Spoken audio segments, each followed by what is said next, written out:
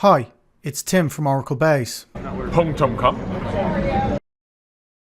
In this video we'll demonstrate some more of the enhancements to qualified expressions in Oracle Database 21c.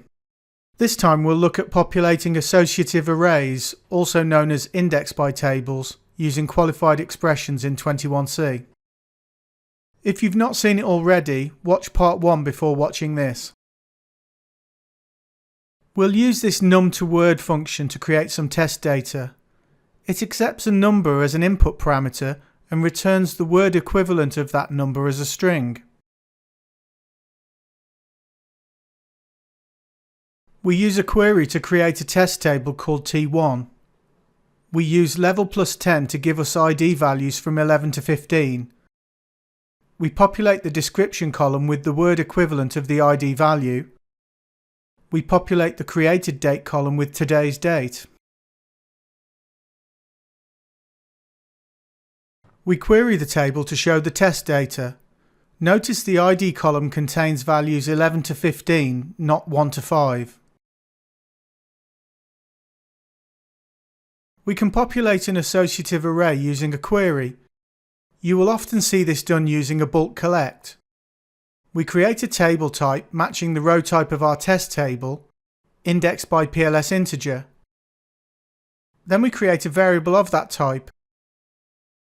We use a query with bulk collect into to populate the collection with the data from the test table.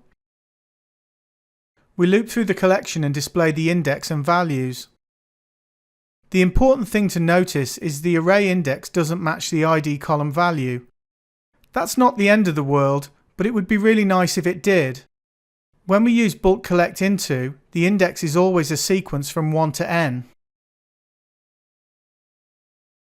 We could manually populate the collection using a loop.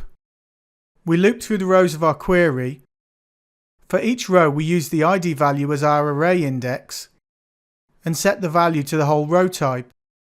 If our data were different, that could leave us with a sparse collection, so we use pairs of to loop through the collection and display the contents. Now we see the index matches the ID value, which is what we wanted. Oracle 21c and qualified expressions gives us some extra options. Here we populate the collection using the type constructor and an iterator based on a query. We iterate through the query using for I in select.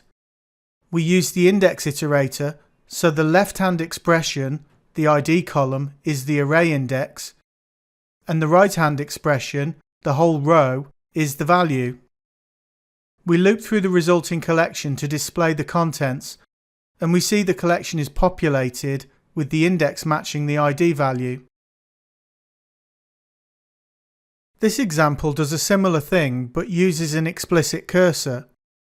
We define the cursor and populate the collection in a similar way to the previous example.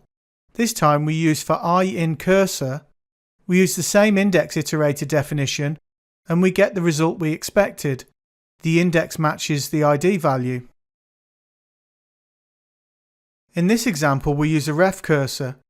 We define the cursor variable using sys RefCursor. We provide the query in the form of a string. We open the RefCursor using the string, populate the collection, then close the cursor. Populating the array looks a little different this time. The RefCursor is weakly typed, so we have to type the iterand so it knows what to expect. And we use in values of the RefCursor. We use the same index iterator definition and we get the result we expected. The index matches the ID value. So the combination of the iterator and qualified expressions gives us some added flexibility when populating associative arrays. Thanks for watching. As always, there are links to articles containing lots more information about this subject in the description box below.